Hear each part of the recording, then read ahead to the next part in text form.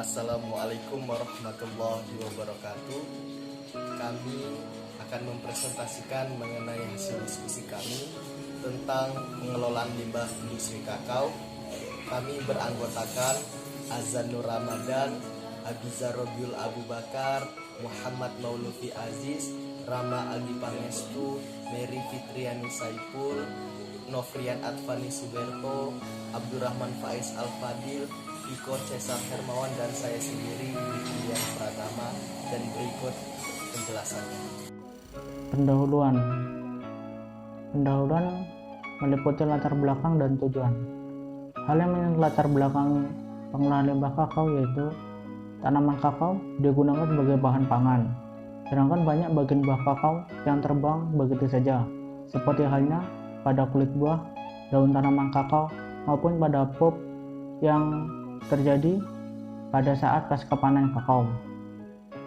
Kemudian lagi yaitu dari sebab di atas, maka perlu dilakukan pengolahan limbah kakao yang dimana dapat memperbaiki ekosistem sekitar, tidak merusak lingkungan, ataupun hasil pengolahannya bisa bermanfaat bagi petani dan masyarakat umum. Tujuan dari pembuatan makalah ini yaitu untuk mengetahui macam-macam limbah pada industri kakao, kemudian untuk mengetahui sifat dan ciri limbah kakao. Untuk yang ketiga yaitu mengetahui baku mutu limbah industri kakao, dan yang terakhir untuk mengetahui cara pengolahan limbah pada industri kakao. Kemudian, saya di sini akan membahas mengenai macam-macam dari limbah kakao. Berdasarkan waktunya, limbah kakao ini dibedakan menjadi 3 jenis. Yang pertama, ada limbah kakao yang dihasilkan prapanen atau sebelum panen. Jadi, limbah ini ada saat kegiatan panen belum berlangsung. Yang kedua, ada limbah kakao saat panen. Seperti namanya, jadi limbah ini dihasilkan ketika pelaku industri atau petani melakukan kegiatan panen dan di situ menimbulkan limbah, maka namanya adalah limbah saat panen. Yang ketiga, ada limbah kakao setelah panen. Jadi limbah ini dihasilkan setelah adanya kegiatan panen. Contohnya ketika pelaku atau petani industri itu telah melakukan kegiatan panen, buah kakaonya dikelola, menghasilkan limbah, dan itulah namanya contoh limbah kakao setelah panen. Lalu contoh dari limbah kakao prapanen ini yang pertama ada daun. Kenapa sih daun menjadi limbah kakao? Jadi jawabannya karena daun dari limbah kakao ini jumlahnya banyak, kemudian juga mudah rontok. Akibat mudah rontok dan banyak tersebutlah menyebabkan daun-daun kakao menumpuk, dibiarkan begitu saja di lingkungan.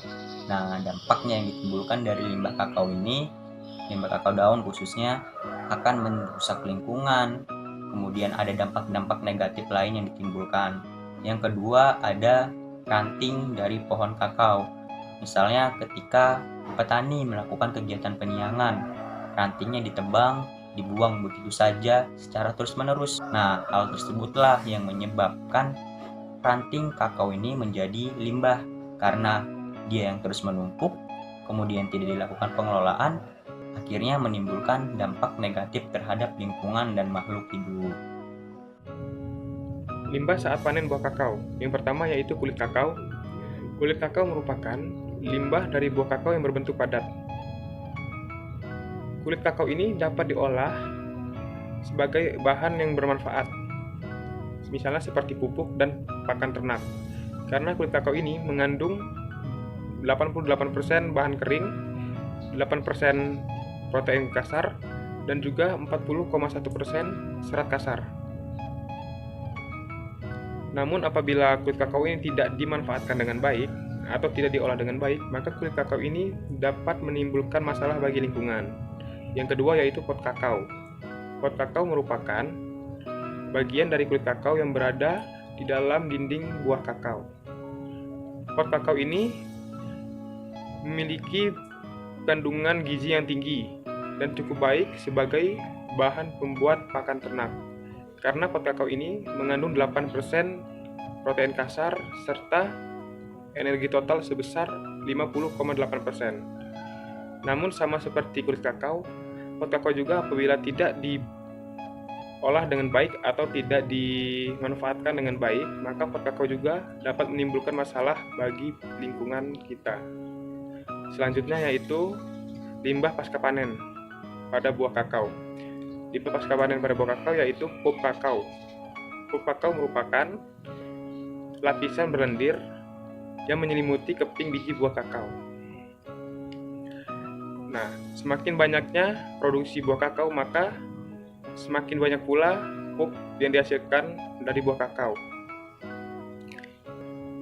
Pulp pada buah kakao ini dapat difermentasi oleh mikroorganisme yang dapat menyebabkan timbulnya penyakit. Selain itu, pulp buah kakao juga dapat menimbulkan pencemaran udara akibat timbulnya bau asam atau bau yang tidak sedap, di mana bau asam dan tidak sedap itu disebabkan oleh aktivitas mikrobia yang menghasilkan gas amonia. Namun apabila pulp kakao ini tidak dimanfaatkan dengan baik atau tidak diolah, maka pulp kakao juga dapat menimbulkan masalah lingkungan. Contohnya ya tadi seperti pencemaran udara. Pada limbah industri kakao memiliki sifat dan ciri, yaitu sifat fisik dan kimia limbah. Limbah padat terdiri dari berbagai macam wujud dan bentuk, tergantung pada jenis industrinya. Sifat fisik limbah akan mempengaruhi pilihan tempat pembuangan akhir, sarana pengangkutan, dan pilihan sistem pengolahan. Di samping sifat fisik limbah, sifat kimia merupakan sifat yang tidak dapat diabaikan. Sifat kimia limbah pada akan merusak dan mencemari lingkungan secara kimia yang dapat menimbulkan reaksi saat-saat membentuk senyawa baru.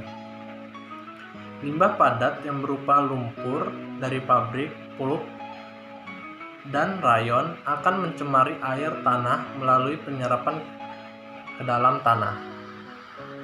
Karakteristik atau ciri pada limbah industri kakao.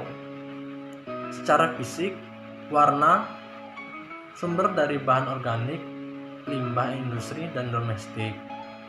Pada bau, penguraian limbah industri, padatan, sumber air, limbah industri dan domestik, suhu dari limbah industri dan domestik, dan kimia, karbohidrat, limbah industri, perdagangan dan domestik, minyak dan lemak dari limbah industri, perdagangan dan domestik, pestisida, limbah hasil pertanian, dan terakhir yaitu fenol dari limbah industri. Selanjutnya yaitu baku mutu limbah industri kakao. Nah, kulit kakao merupakan limbah hasil perkebunan yang sangat potensial sebagai bahan pakan ternak. Nah, kandungan nutrisinya dapat ditingkatkan melalui fermentasi. Sedangkan pada kondisi kering, kandungan nilai gizi yaitu protein sebesar 8%, serat kasar 40%, dan lemak 0,5%. Sedangkan kulit kakao yang difermentasi ini mengandung protein sebesar 17%, serat kasar 12,5%, dan lemak 1,9%. Kemudian apabila diaplikasikan sebagai kompos, nah nilai gizi pada kulit kakao ini yaitu mengandung lignin 60,67%, selulosa 36,47%, dan hemiselulosa yaitu 18,90%. Selanjutnya kandungan hara mineral kulit buah kakao ini cukup tinggi, khususnya hara kalium dan nitrogen. Nah, kandungan hara pada kulit kakao ini yaitu N sebesar 1,81%, C organik 26,61%, P2O5 0,31%, K2O 16,08%, CaO 1,22%,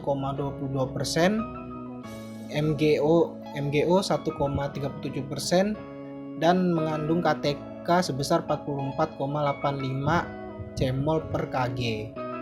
Selanjutnya yaitu baku mutu pada pulp kakao. Pada pulp kakao mengandung air sebesar 80-90%, albuminoid sebesar 0,6%, glukosa sebesar 13%, sukrosa 1%, besi oksidasi 0,5%, garam-garam 0,45%, asam yang tak menguap 0,4%, dan sedikit pati. Oke, selanjutnya izinkan saya untuk memaparkan pengelolaan limbah kakao. Oke, kita mulai. Pengelolaan limbah kakao diantaranya bisa dimanfaatkan sebagai pakan ternak. Kulit buah kakao atau shelled fruit husk adalah limbah agroindustri yang dihasilkan tanaman kakao atau Theobroma cacao L. Buah coklat yang terdiri dari 74% kulit buah, 2% plasenta, dan 24% biji. Hasil analisa Proximat mengandung 22% protein dan 3,9% lemak. Dari hasil penelitian yang dilakukan pada ternak domba, bahwa penggunaan kulit buah kakao dapat digunakan sebagai substitusi suplemen sebanyak 15% atau 5% dari ransum. Nah, sebaiknya sebelum digunakan sebagai pakan ternak, limbah buah kakao perlu difermentasikan terlebih dahulu untuk penurunan kadar lignin yang sulit dicerna oleh hewan dan untuk meningkatkan kadar protein dari 6-8% menjadi 12-15%. Pemberian kulit buah kakao yang telah diproses pada ternak sapi dapat meningkatkan berat badan sapi sebesar 0,9 kg per hari. Nah, melalui proses fermentasi, nilai gizi limbah kulit kakao dapat ditingkatkan sehingga layak untuk pakan penguat kambing maupun sapi, bahkan untuk ransum babi dan ayam. Salah satu fermentor yang cocok untuk limbah kulit kakao adalah Aspergillus niger. Nah, manfaatnya fermentasi dengan teknologi ini antara lain, yang pertama, meningkatkan kandungan protein, menurunkan kandungan serat kasar, menurunkan kandungan tanin atau zat penghambat pencernaan. Nah, untuk cara pengelolaannya ini sendiri, fermentasi berbeda dengan cara tanpa fermentasi.